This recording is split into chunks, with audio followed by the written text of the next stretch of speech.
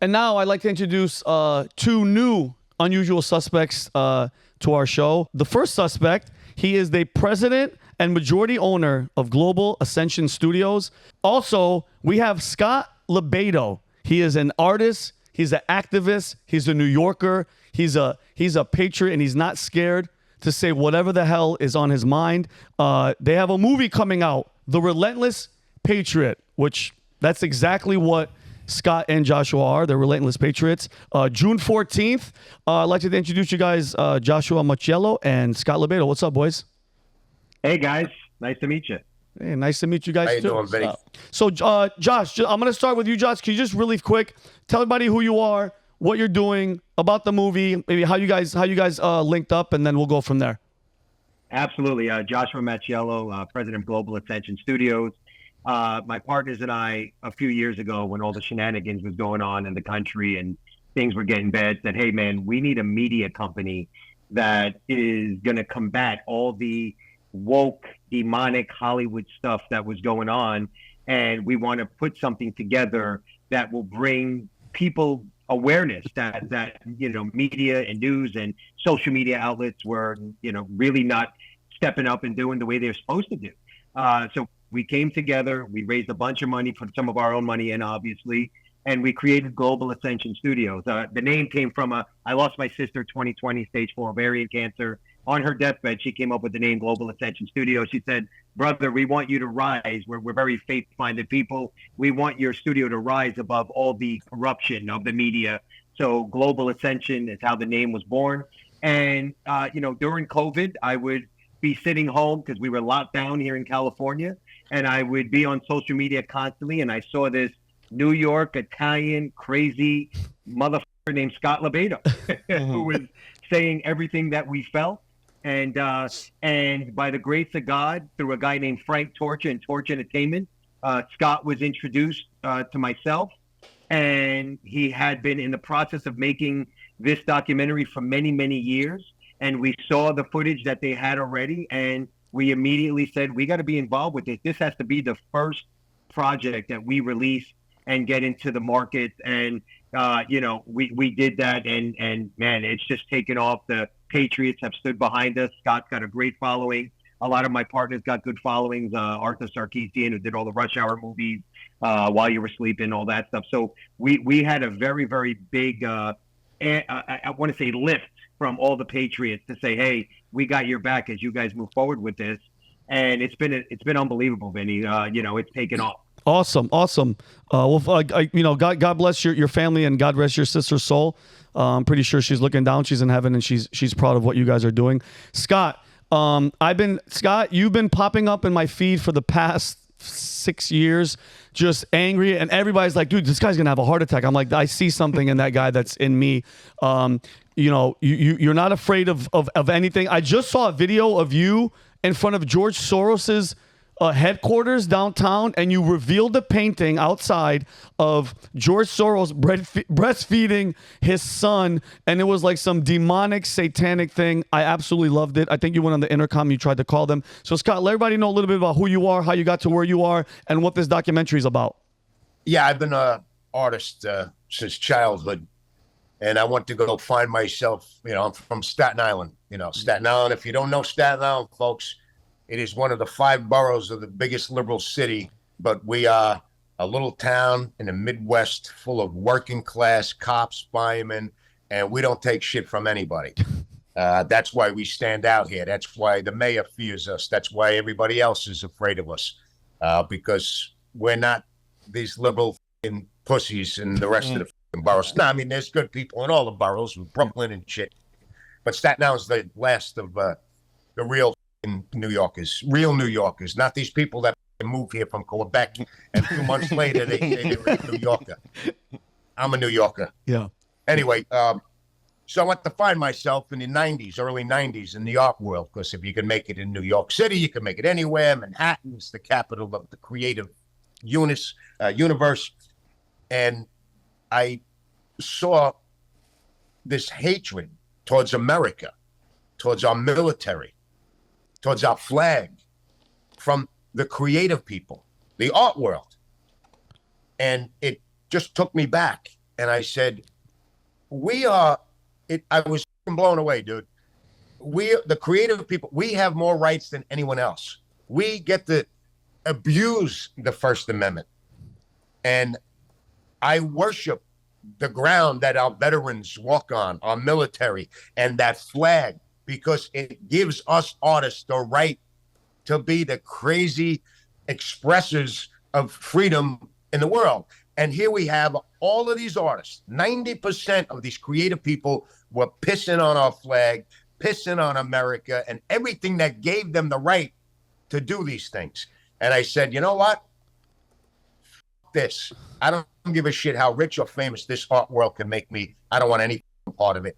And I went on my own, and I said, here's my calling. This is back in the 90s. Yep. I'm going to paint this flag. I'm going to bring this flag the respect it deserves through the unusual suspect, no pun intended there, through art. And they ate shit. The art world destroyed me, and so on.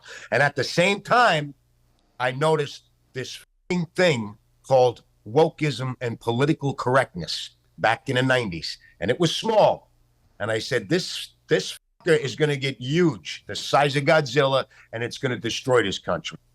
And at that moment, I started painting the flag all over the place, on cars, buildings, canvases. And I also started warning people 30-something years ago that this politically correct woke shit is going to bring this country to its knees. And everybody laughed at me. And I was protesting, you follow me, all the shit, going up against this thing and that thing and getting arrested, letting people know, shining the spotlight on this insanity. And everybody laughed at me. But now, everybody treats me like like Elvis Presley. Yeah. Because I wasn't that conspiracy maniac. I was preaching the truth of what is to come. And here we are in the biggest crisis in our country. And it's our fault for letting this woke-ass, politically correct bullshit take us over. And Scott, that's what I've been doing for 35 years. And Scott, not to cut you off, I apologize. And bro, I love your passion. Everybody here in the studios nodding their heads with everything that you're saying. I think enough is enough is something I hope, a lot of us hope that it's not gone too far, that they haven't reached their tentacles of power and control. But Scott, just really fast before you get into the documentary, how are you, as a New Yorker, how are you feeling with watching these protests on the college campuses where these pieces of shit are taking down the American flag and putting up a Palestinian flag in New York City? How mad does that make you? It makes me so fucking mad. It breaks my heart. It pisses me off. Now, it doesn't piss me off for me. It pisses me off because I spent the last 30 some odd years raising money for, advocating for our veterans, the men and women that come back from Iraq and Afghanistan, missing 3 fucking limbs, PTSD. I have World War II veteran friends that cry to me. The toughest men in the world cry to me because of what happens and how these young are desecrating that flag and doing what they're doing to these monuments. It doesn't piss me off, brother. It angers me and upsets me because I know what it does to them. And I swear to you, and you know this, if I ever saw one of these little doing it in front of me when I was there, I'm going to be going away for a while. And we let it happen. Let it happen. That's the whole problem, is that we let it happen. We just, this milk and honey that we've been sucking up, it's never going to, and here it is. We let these kids, one more quick thing on the subject. Yeah, go ahead. Back in my day, I still get arrested. I've got dozens of but back in 2003, I got arrested at the French consulate for putting up American flags, just raising the American flags. I got arrested for that, and I spent a weekend in central booking. And if you don't know what central booking is, they call it the tombs, or they used to. I'm going around in cells for 72 hours with the hardest criminals, and it scared the living shit out of my lily white ass. And that's what needs to happen to these little f***ers. 2 hours in central booking. They'll come out, tell the rest of these and there'll be protests, but they'll be the peacefulest protests in the world. But we have too many liberal policies letting these little f***ers in and out. They take it as an award, and they just go, and they don't, there's no repercussions. Yeah, I feel you.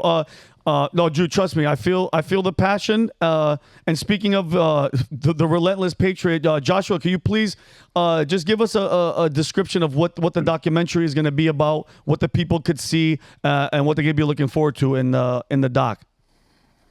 Yeah, it's everything you just saw. That Scott's passion we put into an hour and a half, and it basically walks you through everything that Scott just mentioned of him seeing this starting to happen years ago and trying to give people heads up. But it also takes you to showing all the demonic, retarded, just wokeisms that have been going on and people letting it happen. We coin ourselves the only conservative movie studio in Hollywood, and we are, and we don't mind saying that. As I told you off camera, we were at Mar-a-Lago with President Trump, a little bit ago, and we went on stage and said, "Hey, man, we're the only conservative movie studio in Hollywood. We're in the process of putting offers to try to buy some big studios that are in the news now for sale. We're trying to outbid some Goliaths, if you will, to try to get them under our control because we want to take media back. That's our goal." Scott's whole journey is all about that. Is about, hey, I've been telling you guys this for a long time, and we need to get it out there. Vinny, we got distribution on our own. We didn't go through Paramount, Universal. We went and we got our own. We actually went and ate up a company that was a sales company that had already theaters under its belt because we funded the distribution. We funded the P&A. We're doing everything our own, so we don't got to answer to nobody. So this guy's message can be heard. And we know what's going to happen. We know there's going to be protests regarding this movie and whatnot. And the reality is you're looking at a movie coming out that's the only patriotic movie that's coming out until the election at a time when there's Palestinian flags flying everywhere saying death to America. So we know the Patriots are going to rally around the movement that Scott's been putting out there for many, many years. And we're going to have success, and we're going to start waking some people up who need to be woken up. I love it. So, Scott, it's a question for both of you. We were talking about it before we went live as to whether or not you guys leave California, commie California and commie New York. And I think it was Josh who said, if you've been to prison, you're not leaving. But you've heard about the story. There's a Dexter Taylor, a local New York man, was assembling firearms in his apartment, arrested, convicted. The judge says, there's no Second Amendment in my courtroom. Don't bring that argument in here. When you're living in a state that doesn't respect the highest law of the land, at what point do you contemplate at least getting out and waging the war from another state that does respect the Constitution? Well, first, I've already started that process. So we own land, as I was saying, in Nevada. We have like 25 acres in Nevada. We were going to do what Wahlberg and everybody else was doing, going to Nevada. We were actually the first one to do it. But you got to looking at Scott, Scott has been fighting from within the heart of the beast. And I'll let him follow up after I say this. For us, I don't mind having second option in other places, but we got to beat it up from within. California to me is the most beautiful state in the country. If you take the politics out, it's the best state in the country. And to just give it up to them, I'm sorry, man. I'm a New Yorker, born in Brooklyn, New York, raised in Brooklyn, New York. I'm a fighter, bro. I'm going to fight for this thing because in my heart, I know if we give it up, then we're going to start losing many, many other states. So you got a guy like Scott Lebedo fighting in New York, putting himself out there, going to jail, as he just said, central booking. We got to start having people match that energy and doing it all over. I feel you, Scott. Scott, what do you think? Back to the New York thing. It's funny that we're both, Josh is on the other side of the hell, and I'm on this side of the hell. I'm 59 years old. I've been here. My great grandparents moved to this city, Staten Island, same community, and I give these politicians so much heat every day. The mayor, the city council, the governor, but I give tough love and I lose fans. But listen. I'm not here to make friends. I'm here to make shit right. And I give tough love, and I blame these idiots in the city, the citizens of this city that continue to vote for these policies, for these politicians that hate them. These people own business. These liberal assholes own businesses, and they're being destroyed. They're being wrecked by the illegal aliens by the crime, by the restrictions to pizza. I got arrested for throwing pizza at City Hall a couple of weeks ago because they're trying to do these regulations to cut the admissions down to save the two-headed tree frog because they're making pizza in ovens. New York is nothing without pizza. And these jerk-off woke are just ruining everything on purpose. But these idiots, these business owners, the citizens that their kids can't go to school, their grandmothers can't get on a train without getting cracked over the head with a ball-peen hammer, and these people keep voting for the same idiots. So I blame them. But the good thing is, Vinny, is that it's called, like my good friend Curtis Lewa says, pain compliant. People are finally on the other side getting their children raped, their grandmothers beaten, their businesses destroyed, so they're coming around, and it's sad that it had to come to this. But I do see New York going red again because of people finally getting the shit kicked out of them. Yeah, I feel you, but trust me, we were. I was talking with Rob and Brandon. We were all sharing photos and videos of Trump in Jersey. I was like, oh my God! When I saw that first camera pan, and I was like, bro, is that 100,000 people there? I mean, and Trump said he's trying to win all 50 states. I mean, like you said, Scott and Josh, I know you have the same sentiment. People are starting to wake up. I really hope it gets accelerated and it gets faster, because if you can't see, as just an average American, I don't give a shit if you're left, right, tall, short, gay, woman, trans, I don't care. If what is happening right now isn't infuriating you and you can't see, then you know what? You're too dumb. And we need to just push those people to the side and just move forward. But the only sad thing is these freaking losers vote. Biden still has a 48% approval rating. What are we even talking about? What are you seeing that we're not seeing? Nobody. When I challenge people this, I tell them, name one thing that this administration is doing that's right. Name me one thing. The only one they can name is the CHIPS Act, because I don't think it's had time to fail yet. But there's other than that. But that came from Trump, though. That was originally sponsored in 2018. It started at 2018. Yeah. So and again, and I understand that's what they're saying. I'm like, you know what? Take that chip and shove it up your ass. I'm talking about the economy. I'm talking about the border. I'm talking about, as a New Yorker, when the illegals that they're coming in for the open border, they go to New York, they beat the shit out of a cop, and those pieces of shit walk out and they flip the bird to America. That drives me insane. And those are the people that don't care about that, and they're going to vote for the other side. But Vinny, look at Steve Buscemi. Steve Buscemi just got punched in the face yesterday or the day before walking in New York. I mean, and it's happening, like Scott said, to these people now that were standing out, ragging Trump, talking shit about Trump. Now these guys are starting to get punched in the mouth. I wish it was De Niro, by the way. Yeah. Trust me. He was just on. He was just on, I think, The View. I don't know where the hell he was. Again, bitching and complaining and comparing Donald Trump to Hitler. Like, I really, I don't know what they have. To me, I think they have dirt on Bobby. I think I don't know if he's ever been to Epstein Island or what. I'm just assuming. Hey, they all listen to me, dude.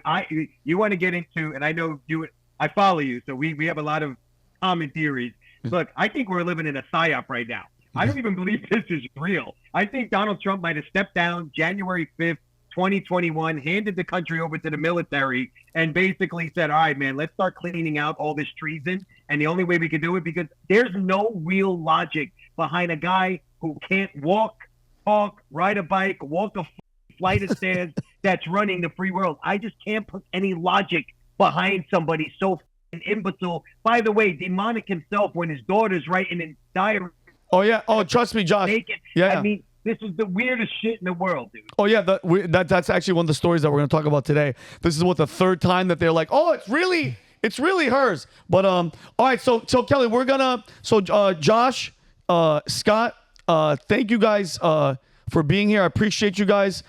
We are going to show the trailer right now for everybody at home. This is The Relentless Patriot. It's going to be in theaters June 14. Guys, please go support them. Watch it. It's about the flag. It's about America. It's about Scott's journey. And this documentary, I think, is going to shed light on it. Hey, Vinny, and June 14th is Flag Day, and it's President Trump's birthday. So these are huge. It's a Friday. These are huge things that we made this correlate to. And we announced that to President Trump at Mar-a-Lago, March 15th, that, hey, we're doing something special. We're releasing this on Friday, June 14th, Flag Day, and your birthday. So you got Scott, the flag guy, who paints these amazing flags, and we're releasing this film on Flag Day and President Trump's birthday. Okay, just really fast. His effort. Okay, it's just Scott, just really fast, just a couple of seconds. Give your farewell to everybody and give us a quick message before we go to the trailer. The movie is directed by another conservative, came out of the closet conservative, Chris Martini. He put this together. It is a masterpiece. Yeah, it's about me, this movie. But this movie is about the last minute, 11th hour wake-up call to you folks out there who are on the fence, who are us, but you're not opening up your mouths and spreading the word. And even those on the left who are smart enough to say it is the 11th hour, we are forever unless we fix it. We is the key word. That's what this movie's about. Okay. God bless you, Scott. God bless you, Josh. And all right, guys, here's the trailer. In theaters, June 14th, The Relentless Patriot. 11-month-old girl shot in the face because of woke, criminal-loving district attorneys. Come on, run the race. Seems like all the artist activists are on the left. Except for Scott Lebedo. This line is to show respect and honor to those who died, got shot in the fucking head, protecting us. You try to take that fucking blue line down. I'll paint it till the day I die. My mother's advice, whatever you do with your life, as long as you believe it in your heart. My father's advice was, son, take from nobody. We must take a stand. Are you ready? Live, ride, live. God didn't give me a gun and a bayonet. He gave me paint and brush, and I will fight to the fucking death for this country.